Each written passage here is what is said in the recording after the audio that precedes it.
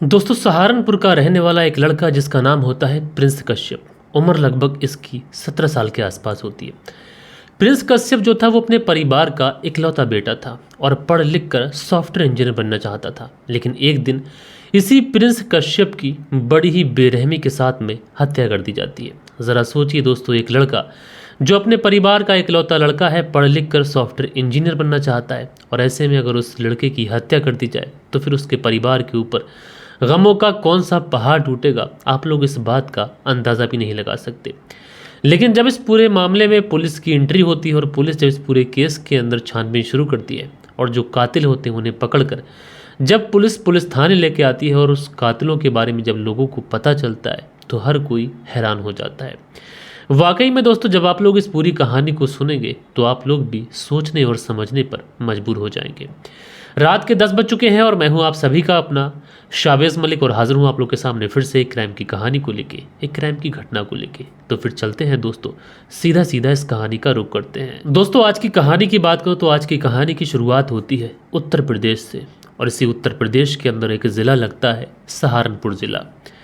और ये जो सहारनपुर ज़िला है, इसी ज़िले के अंतर्गत एक थाना आता है नकुर थाना, और इसी नकुर थाने के अंतर्गत एक गांव आता है डल्ले वाला गांव, और इसी डल्ले वाले गांव का रहने वाला है 17 साल का प्रिंस कश्यप। प्रिंस कश्यप अपने माता पिता का इकलौता बेटा है। इसी वजह से प्रिंस कश्यप की जो परवरिश थी ये बहुत ही लाड़ के साथ में की जाती है। जी हाँ दोस्तों, मैं बात कर रहा हूँ 7 जुलाई साल 2025 की। और इसी 7 जुलाई साल 2025 को जो प्रिंस कश्यप होता है ये अपने घर से अपनी साइकिल लेता है और गांव में घूमने के लिए निकल जाता है। शाम का वक्त हो जाता है, क्योंकि 6 बजे के आसपास ये अपने घर से निकला था, लेकिन अंधेरा होने को आया था। लेकिन जो प्रिंस कश्यप होता है ये लौट कर नहीं आता। अब जब ये लौट कर नहीं आया था तो उसके बाद में इसके परिवार वालों को प्रिंस की चिंता होती है, इसलिए वो प्रिंस का मोबाइल नंबर ट्राई करते हैं। और जैसे ही प्रिंस का मोबाइल नंबर ट्राई किया जाता है तो उसका जो मोबाइल नंबर होता है ये स्विच ऑफ बताता है।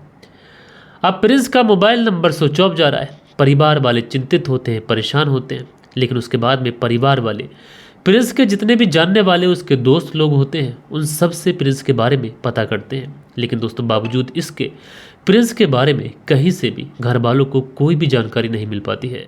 अब दोस्तों दोस्तों से भी छानबीन की जा रही तो वहाँ से भी कुछ नहीं मिल रहा है। घर वाले परेशान हैं, हताश हैं, कहाँ जाएं, किससे बात करें, किससे पूछें। आमतौर पे दोस्तों ऐसा कभी नहीं होता था कि प्रिंस साइकिल से कहीं ऐसे ही चला जाए घर वालों को बिना बताए। घर वालों की परेशानी लगातार बढ़ती जाती है। रात के तकरीबन 12 से 12:30 बजे के आसपास का समय हो जाता है। गांव में यह खबर आग की तरह फैल जाती है कि गांव का ही रहने वाला 17 वर्षीय प्रिंस कश्यप अचानक से कहीं गायब हो गया है। अब प्रिंस के बारे में जब कहीं से भी कोई जानकारी मिलती नहीं, इधर रात के 12 से 1 बजे के आसपास का समय होने को चलता है, तो जो परिवार वाले होते हैं अब सीधा सीधा जो नज़दीक में ही नुकुर थाना था उसी नुकुर थाने में पहुंच जाते हैं। एंड वहां पर पहुंचने के बाद में ये अपने बेटे प्रिंस की गुमशुदगी की रिपोर्ट दर्ज कराते हैं। अब दोस्तों ये माता पिता पुलिस के सामने गुमशुदगी की रिपोर्ट दर्ज तो कराते हैं, लेकिन पुलिस वाले कहते हैं कि तुम्हारा बेटा कब गया था। तो ये परिवार वाले बताते हैं कि शाम के 6 बजे के आसपास निकला था। अच्छा, अमूमन अगर 24 घंटे के आसपास वक्त नहीं गुजरता है तो पुलिस वाले भी कहते हैं कि थोड़ा सा इंतज़ार कर लीजिए, उसके बाद छानबीन करेंगे। लेकिन यहाँ पर जो प्रिंस के परिवार वाले होते हैं ये पुलिस के सामने हाथ जोड़कर कहने लगते हैं कि हमारा जो बेटा प्रिंस था वो अमूमन कहीं जाता नहीं था। बहुत सीधा साधा बच्चा है, उम्र भी उसकी महज 17 साल के आसपास है। ऐसे में वो हमारे परिवार का इकलौता चश्मोचिराग है। आप कुछ भी कर हमारे बेटे को ढूंढ दीजिए। लिहाजा पुलिस वाले भी इस मामले की गंभीरता को समझते हैं और तुरंत उसकी गुमशुदगी की रिपोर्ट दर्ज करते हैं और प्रिंस के बारे में जानकारी जुटाना शुरू कर देते हैं। दोस्तों धीरे धीरे रात पूरी गुजर जाती है और उसके बाद में अगला दिन जैसे ही सुबह के 8 बजे का वक्त होता है, यानी 8 जुलाई साल 2025 को, इसी डल्ले वाला गाँव का रहने वाला एक व्यक्ति जंगल में लकड़ियाँ काटने के लिए जाता है। अब जैसे ही वो व्यक्ति जंगल के अंदर पहुँचता है तो देखता क्या है कि जंगल के किनार पर एक साइकिल पड़ी हुई है, थोड़ी ही दूरी पर एक जोड़ी चक्कल भी पड़ी हुई है। अब साइकिल और चप्पल को पड़ा हुआ देखता है तो थोड़ा सा आगे बढ़ता है। अब जैसे ही आगे बढ़ता है तो देखता क्या है कि इसी जंगल को बीचों बीच एक लड़के की डेड बॉडी पड़ी हुई है। अब जैसे ही वो गांव का व्यक्ति उस डेड बॉडी को देखता है तो डेड बॉडी को देखते ही वो उस डेड बॉडी की शनाख्त कर लेता है। वो देखते ही समझ जाता है कि ये डेड बॉडी किसी और की नहीं बल्कि 17 साल का जो लड़का कल के दिन गुम हुआ था, जिसका नाम प्रिंस कश्यप है, ये उसी की डेड बॉडी है। अमूमन दोस्तों गांव के अंदर एक दूसरे को पहचान लिया करते हैं, और ऐसे ही ये जो व्यक्ति था जो जंगल के अंदर गया था इसने प्रिंस को पहचान लिया था। लिहाजा उसके बाद में ये व्यक्ति भागता है और भागने के बाद में सीधा सीधा प्रिंस के घर वालों के पास पहुंचता है और पहुंचने के बाद में बताता है कि मुझे जंगल के अंदर तुम्हारे बेटे की डेड बॉडी मिली है। लिहाजा जो घर वाले होते हैं ये सीधा उस जंगल की तरफ भागते हैं, लेकिन वहीं से कोई व्यक्ति पुलिस को भी इन्फॉर्म कर देता है। अब घर वाले जब जंगल के अंदर पहुंचते हैं तो देखते क्या है कि वाकई में उनकी बेटी की डेड बॉडी पड़ी हुई है। डेड बॉडी को देखने के बाद में प्रिंस के जो घर वाले होते हैं छाती पीट पीट कर रोने लग जाते हैं, क्योंकि प्रिंस उनका इकलौता बेटा था। जब तक यहाँ पर गांव के और लोग पहुँचते हैं, जब तक मौके पर पुलिस भी पहुँच जाती है। जब पुलिस पहुँचती है तो वहाँ पर लोगों की एक भीड़ होती है। पुलिस जब डेड बॉडी की समीक्षा करती है तो पता चलता है कि प्रिंस के गले पर किसी तेज धारदार हथियार को चलाया गया है, जिसकी वजह से प्रिंस की मौत हो गई है। लिहाजा उसके बाद में पुलिस जो थी वो उस पूरे घटना स्थल को बहुत ही बारीकी से चेक करती है। शायद पुलिस को यहाँ पर कातिल के खिलाफ कोई सबूत मिल जाए। लेकिन पुलिस ने जिस मेहनत के साथ में इस पूरे घटना स्थल की छानबीन की थी, पुलिस की सारी मेहनत बेकार जाती है और वहाँ पर पुलिस को कोई भी सबूत नहीं मिलता है। लिहाजा पुलिस प्रिंस की डेड बॉडी को अपनी कस्टडी में लेती है और सीधा सीधा पोस्टमार्टम के लिए भेज देती है। प्रिंस की डेड बॉडी को पोस्टमार्टम के लिए भेजा गया था, लेकिन इधर प्रिंस के माता पिता से पूछताछ की जाती है, लेकिन माता पिता की हालत इतनी ज़्यादा ख़राब थी कि उनसे किसी भी तरीके का सवाल करना यानी बेमतलब था। लिहाजा कुछ घंटों का इंतजार करते हैं और उसके बाद में प्रिंस के माता पिता से पूछा जाता है कि तुम्हें किसी के ऊपर शक है कि तुम्हारे बेटे प्रिंस की हत्या कौन कर सकता है। तो जो प्रिंस के माता पिता होते हैं वो कहते हैं कि साहब मेरा बेटा प्रिंस तो बहुत ही ज़्यादा सीधा साधा बच्चा था, उसकी किसी से झगड़ा तकरार तक नहीं हुई थी। लिहाजा सारे एंगल्स जो माता पिता बताते हैं और पुलिस कई तरीके के सवाल इन माता पिता से करते हैं, लेकिन वहाँ से पुलिस को कोई भी सबूत नहीं मिलता है। लिहाजा पुलिस की जो टीम होती है वापस से पुलिस थाने पहुँचती है और वहाँ पर जाने के बाद में इस पूरे केस को सुलझाने के लिए एक अलग तरीका अपनाती है। सबसे पहले जो प्रिंस होता है उसके मोबाइल नंबर लेती है और उसके मोबाइल नंबर का CDR निकालती है। अब जब पुलिस प्रिंस के मोबाइल की कॉल डिटेल्स निकालती है तो यहाँ पर एक नंबर ऐसा मिलता है कि जिससे प्रिंस कई सालों से लगातार बात कर रहा था और बात भी ऐसे हो रही थी कि मानो जैसे घंटों घंटों बात होती हो। लिहाजा पुलिस इस नंबर की डिटेल्स निकालती है तो पता चलता है कि प्रिंस के घर से ही थोड़ी दूरी पर एक घर है और उसी घर के अंदर रहने वाली एक लड़की जिसकी उम्र तकरीबन 16 साल के आसपास है, जो कि हाई स्कूल में पढ़ाई करती है। लिहाजा पुलिस जो थी अब उस लड़की के पास पहुंचती है और वहां पर पहुंचने के बाद में इस लड़की से पूछताछ करती है, लेकिन शुरुआत में लड़की इधर उधर की बातें बता देती है। लेकिन पुलिस के पास में उस लड़की के सारे कॉल डिटेल्स मौजूद थे। जब कॉल डिटेल्स उसको दिखाई जाती है तो आखिरकार वो लड़की अपना जो मोहब्बत वाला जो प्रेम प्रसंग वाला रिश्ता था उस रिश्ते को एक्सेप्ट करती है और कहती है कि हाँ प्रिंस के साथ में मैं मोहब्बत करती थी।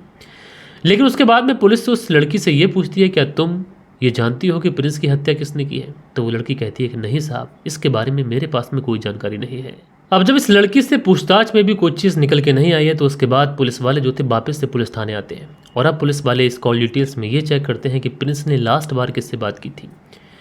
जब पुलिस इस एंगल पर छानबीन करती है कि लास्ट बार किससे बात हुई थी तो पता चलता है कि जिस लड़की से हम पूछताछ करने गए थे लास्ट बार उसी के 18 साल के भाई से बातचीत हुई थी, जो कि प्रिंस का दोस्त था। लिहाजा वापस से पुलिस इसी लड़की के घर पहुंचती है और इसके भाई से पूछताछ करती है। इसके भाई से पूछा जाता है कि प्रिंस ने लास्ट बार तुमसे बात की थी और तुम बताइए कि प्रिंस ने लास्ट बार तुमसे बात की थी तो वो क्या कह रहा था। तो जो वो लड़का होता है इस लड़की का भाई, वो कहता है कि प्रिंस मेरा दोस्त था और कभी कभार हम दोनों की बातचीत हो जाया करती थी, लेकिन उसकी हत्या किसने की है इस बारे में मुझे कुछ नहीं पता। लिहाजा पुलिस को भी इस लड़के और इसकी बहन के ऊपर कोई डाउट नहीं होता है, कोई शक नहीं होता है। पुलिस वापस आ जाती है, लेकिन थोड़ी ही देर के बाद में पुलिस को सूचना ये मिलती है कि पुलिस जिस लड़के से पूछताछ करने के लिए गई हुई थी वो लड़का तो घर से फरार हो गया है। अब जैसे ही पुलिस को ये सूचना मिली कि वो लड़का घर से फरार हो गया है, लिहाजा पुलिस जो थी अब उस लड़के की तलाश शुरू करती है। पुलिस जान चुकी थी कि वो लड़का पुलिस से झूठ बोल रहा है और ज़रूर से ज़रूर प्रिंस के कत्ल के पीछे इस लड़के का कोई ना कोई हाथ ज़रूर है। लिहाजा पुलिस जब इसकी छानबीन करती है तो महज कुछ ही घंटों के अंदर साहसपुर के पास में हाईवे के पुल के नीचे से इस लड़के को गिरफ्तार कर लिया जाता है। गिरफ्तार करने के बाद में इसे पुलिस थाने लेके आया जाता है और जब इससे इसके भागने के पीछे की वजह पूछी जाती है तो ये पुलिस को कुछ नहीं बताता है। लेकिन पुलिस जब इससे थोड़ी सी सख्ती से पूछताछ करती है तो ये पुलिस के सामने टूटता है। ना कि ये पुलिस के सामने टूटता है बल्कि अपना जुर्म कबूल करता है और कबूल करने के बाद में कहता है कि जो प्रिंस था उसकी हत्या किसी और ने नहीं बल्कि मैंने ही की है। लेकिन हत्या के पीछे की ये जो वजह बताता है उस वजह को सुनने के बाद में जो प्रिंस के घर वाले होते हैं वो भी अपने कानों पर हाथ रख लेते हैं।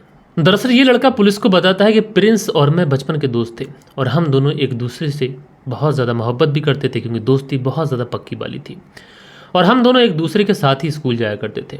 लेकिन प्रिंस और ये लड़का साथ पढ़ तो रहे थे, लेकिन इस लड़के की, जिसका नाम अक्षय बताया जा रहा है, हाई स्कूल के समय पढ़ाई छूट जाती है। जब हाई स्कूल के समय इसकी पढ़ाई छूट जाती है, लेकिन उसके बावजूद भी प्रिंस के साथ में इसकी दोस्ती जो थी वो बरकरार थी। लेकिन इसी बीच में प्रिंस का जो था वो इसके घर पे आना जाना था।